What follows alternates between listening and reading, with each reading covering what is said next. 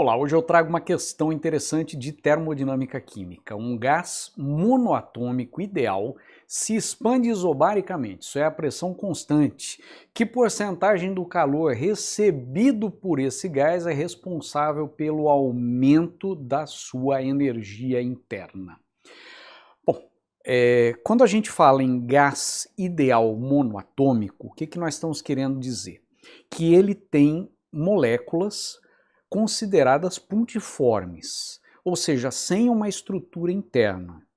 Se esse gás fosse um gás com dois átomos ligados, poderia haver vibração dessa ligação, poderia haver rotação da molécula e esses graus de liberdade requereriam energia e contribuiriam para a energia interna. Quando nós falamos que um gás é ideal e monoatômico, nós queremos dizer que suas moléculas são pontiformes e a energia interna se deve exclusivamente a quê? A energia cinética translacional, quer dizer, a energia cinética da molécula como um todo, da movimentação da molécula como um todo.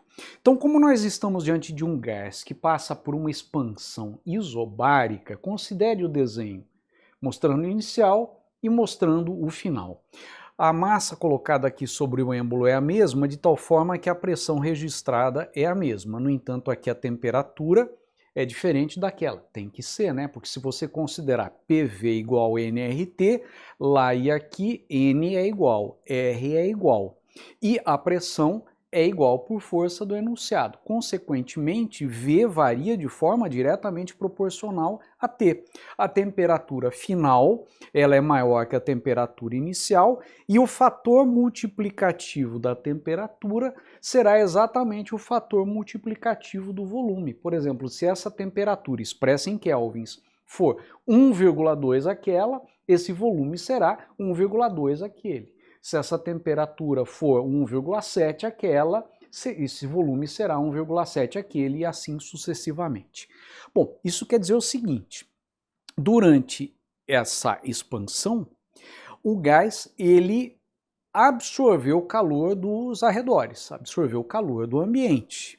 E esse calor contribuiu para uma elevação da sua temperatura. Ele foi aquecido.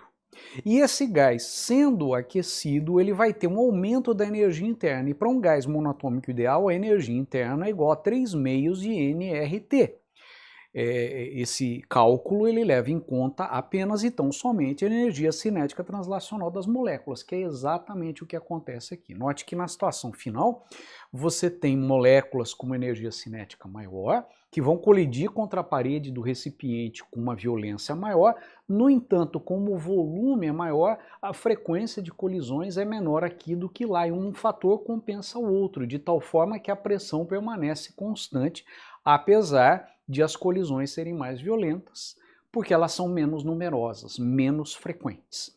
Se você aplicar essa ideia ao final e ao inicial, aplicou a fórmula no fim, no início, e subtrai a inicial da final, você vai obter o quê? A variação da energia interna. A variação da energia interna vai ser 3 meios da quantidade em mols vezes a constante universal dos gases vezes a variação da temperatura em kelvins. Então, esse é o aumento da energia interna desse gás. Agora, e o calor absorvido? Bom, o calor é uma questão de calorimetria, né? O calor absorvido que o pessoal da física costuma usar para ele. Q maiúsculo, nós em química usamos geralmente nos livros de fisicoquímica Q minúsculo, é igual a capacidade calorífica à pressão constante desse gás vezes a variação da temperatura. E para um gás monoatômico ideal, a capacidade calorífica à pressão constante é 5 meios da quantidade em mols vezes a constante dos gases. Então, nós temos aqui o calor total absorvido e aqui a parte que contribuiu para o aumento da energia interna, a parte desse calor que ficou. Em outras palavras, podemos representar assim: 100% da energia absorvida, esse é o calor absorvido. E esta é a fração que ficou retida no sistema sob a forma de aumento da energia interna, porque afinal de contas a temperatura do gás ideal aumentou e, portanto, sua energia interna aumentou junto.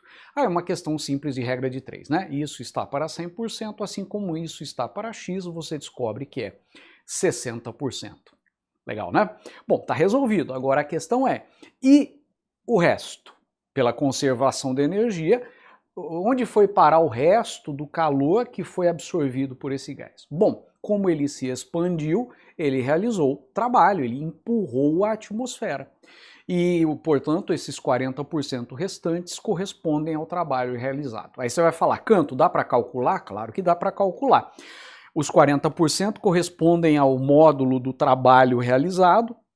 O pessoal da física rotineiramente usa tal, nós em química usamos o W minúsculo para trabalho, e o módulo do trabalho é igual a pressão vezes a variação do volume. Lembrando que a pressão é constante.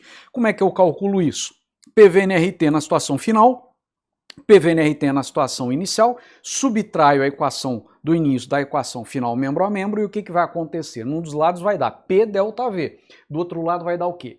NR delta T. Então isso aqui, por PV/nRT, é igual a NR delta T. Percebeu? Ó, 3 meios de alguma coisa, mais uma vez essa alguma coisa, totaliza 5 meios dessa alguma coisa.